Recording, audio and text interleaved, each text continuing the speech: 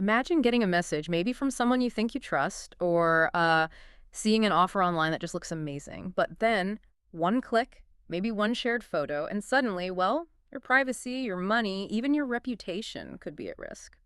This isn't just a what-if scenario. I mean, it's happening daily to thousands caught up in this surge of cybercrime.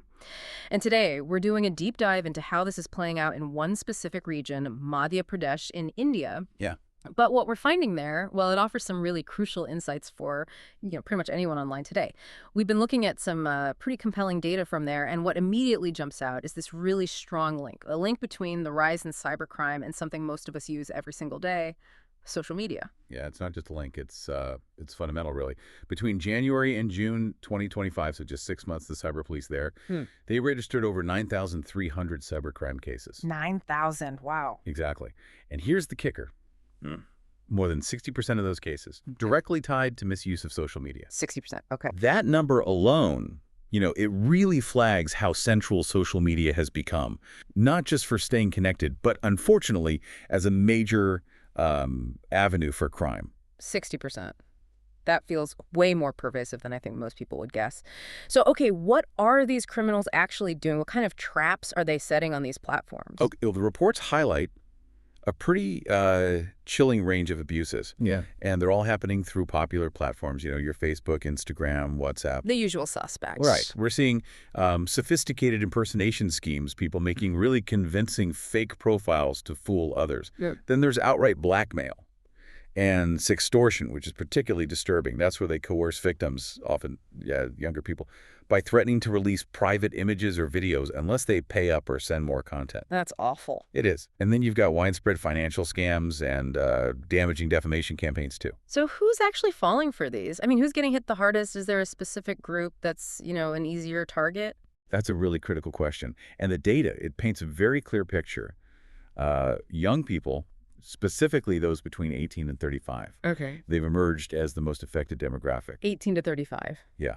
And if you think about the broader digital landscape, it underscores this major vulnerability. Right. You have a generation that grew up online, very digitally native in some ways, Right. but often lacking let's say, the digital self-defense skills needed now. It sounds like a dangerous mix, doesn't it? New tech meeting old vulnerabilities. But digging in a bit, why this surge now? What's driving this increase, especially among younger people? Well, according to the additional Director General of Police for the Cyber Cell there, Yogesh Deshmukh, it's really about two main things coming together. Okay. On one side, you've got the incredibly fast spread of smartphones and internet access. It's just everywhere now, expanding the pool of potential victims massively. Makes sense. More people online. Exactly. But on the other side, there's this surprisingly low level of awareness about digital safety. It's not just about not knowing the risks. It's sometimes, a bit of a cultural lag. Social norms haven't quite caught up with how fast online interactions have changed. So people are online, but maybe not equipped. Precisely. And Deshmukh notes that most cases involve either these elaborate fake profiles or cleverly manipulated content, photos, videos used for harassment or to get money. It's that classic mix. Opportunity meets vulnerability, but technology just puts it on hyperdrive. So it's the digital literacy gap, really. You mentioned young people as a big group, but are there even more specific groups within that, or maybe other groups altogether who are particularly susceptible? Oh, absolutely. The data gets more granular. It shows that college students, young people looking for jobs, and women are disproportionately vulnerable. We're seeing a really rampant rise in sextortion and identity theft targeting these groups.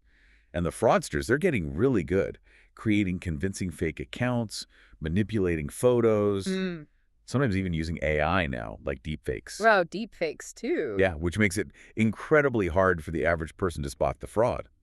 These aren't just simple tricks. They're often sophisticated psychological manipulation tactics, all designed to extract money or just cause massive reputational damage.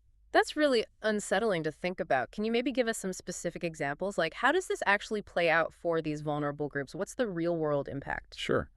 For teenagers, there have been quite a few cases where they were tricked or pressured into sharing private info or intimate photos, and then boom, it's immediately used for blackmail.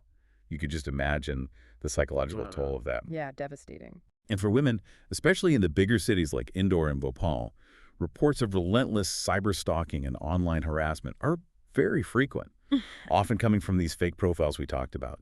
So These aren't just numbers on a page. These are real people facing real distress, serious harm to their mental well-being, their safety. This sounds like such a multi-layered problem. You've got the tech, the psychology, the social factors. So what's actually being done? How are the authorities trying to respond to this surge, especially given the sheer scale you've described?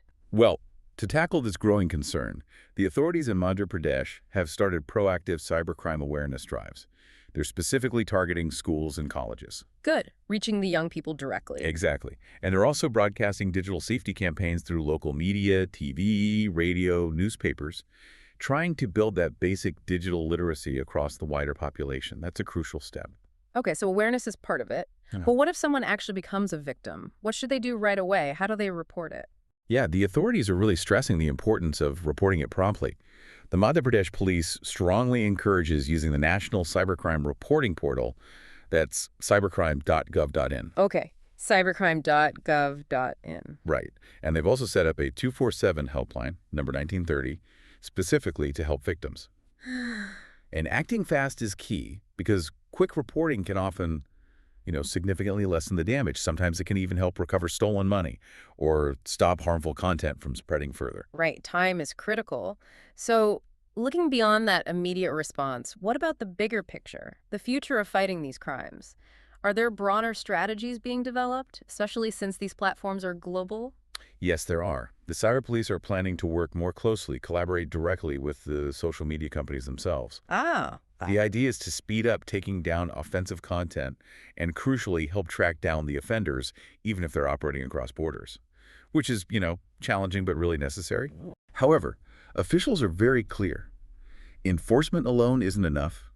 Digital literacy has to go hand in hand with it. As ADGP Deshmukh put it very succinctly, prevention is better than punishment. He said, "We are urging citizens, especially the youth, to exercise caution while sharing personal information online." It just highlights that, yeah, law enforcement has a vital role, but personal vigilance, understanding the risks, that's absolutely paramount for everyone.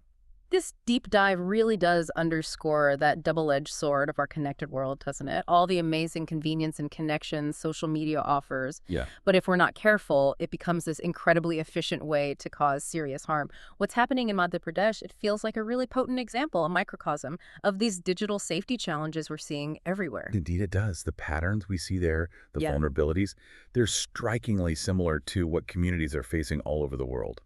This surge is just a stark reminder that technology moves at lightning speed. Why? But our collective understanding of how to stay safe online, it often lags way behind. So the focus on awareness, on caution, especially for those vulnerable groups, that's not just a local issue for Madhya Pradesh. It's really a universal call for much greater digital vigilance and a constant effort to close that knowledge gap. So as you navigate your own digital spaces, maybe just consider this. How well are we, as a society, but also just as individuals, really balancing all the incredible benefits of being connected with that essential, maybe often underestimated need for solid digital literacy and personal safety? What steps can you take starting today to better protect yourself and maybe the people you care about online, especially in a world where this digital landscape is just constantly shifting under our feet?